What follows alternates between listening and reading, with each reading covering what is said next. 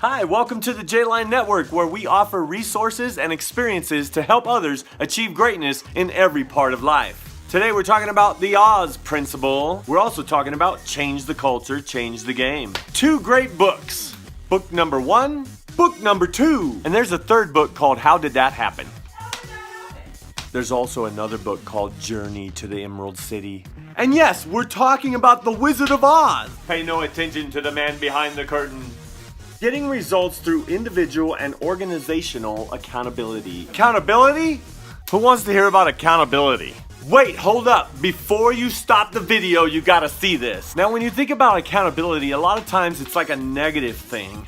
But accountability is actually a positive thing. So it's important to redefine the way we think about the word accountability. You're gonna be held accountable for that. Now that has probably happened to most of us, where it's like, hey, you are gonna be held accountable for this, and you need to give an account for this. And it's all about something. When something goes wrong, there's what's called accountability. But you don't think about accountability when things go right. In fact, accountability is probably the reason why things go right. But positive accountability, not negative accountability. With negative accountability, it's all about having to give an account for your results or reasons, and it turns into a blame game, really. But what about positive accountability? Positive accountability is a personal choice to rise above one's circumstances to achieve a desired result. Rising above our circumstances? That's what we all need to do. In the Oz principle, it talks about rising above your circumstances, and that is what is called above the line.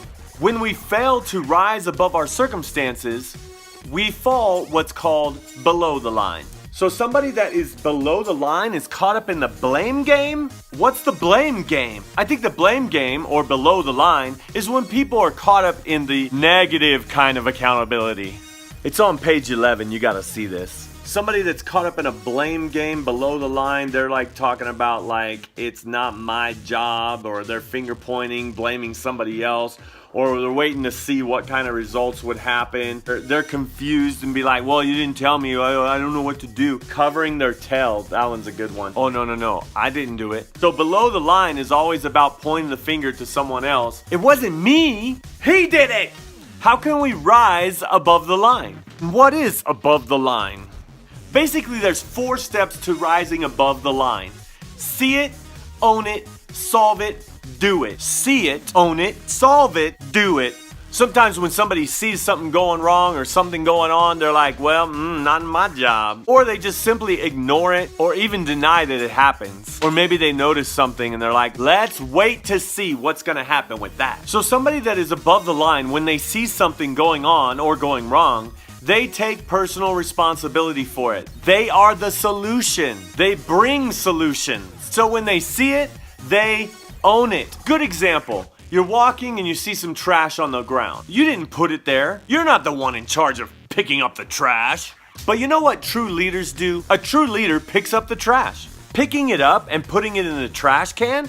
Did you just solve that? Simply by seeing something, owning it, and then solving it. That's the first 3 steps. Number 4 is doing it, which I guess you did already do it when you put the trash in the trash can. So good job, that's step 4. So just remember, above the line is see it, own it, solve it, do it. Below the line is it's not my job, it wasn't me, it was them, it doesn't matter, blah, blah, blah.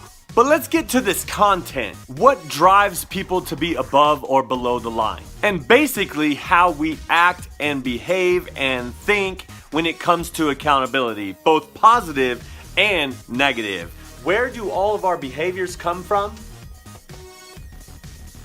Our experiences. All of us have experiences that have caused us to behave in a certain way. The thing about those experiences is they're gonna drive our beliefs. Experiences drive beliefs. Now, I could talk to you for hours trying to convince you about what I believe based on my experiences. But if your experiences don't line up with my experiences, chances are we're going to believe 2 different things or believe in different ways. Either way, your experiences drives your beliefs. Where do we go from here? Your beliefs will drive your actions.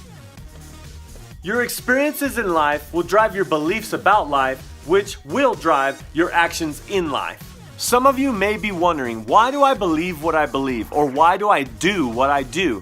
If you back it up, back all that up to your experiences, then maybe you'll get some understanding on why you're behaving the way you behave. So where do our actions lead to?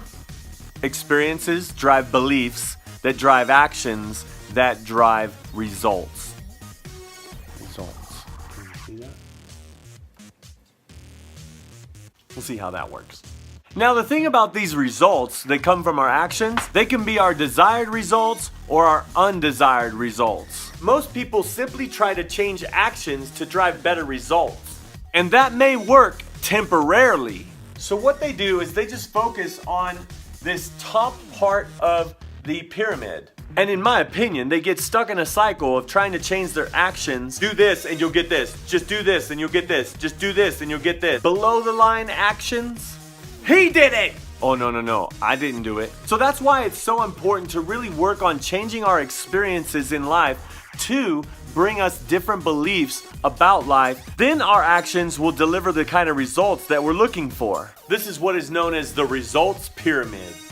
I want to challenge all you leaders out there. If you're leading a team, you have to understand that you are creating experiences for your team. And those experiences are driving their beliefs about you or about whatever you're trying to get them to do. And that's what's going to drive their actions. So don't just try to get people to do things different. Why don't you, as leaders, do something different to drive different experiences that will drive beliefs, and then the actions will just come naturally. I really believe that. And also those actions will lead to the kind of results that we're looking for. Why don't we tap into the beliefs by actually providing amazing experiences? We're going to add these resources in the description below.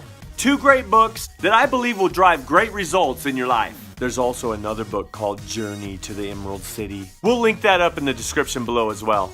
If you're new here, be sure to like the video and subscribe so you can stay up to date on all things to keep your life great.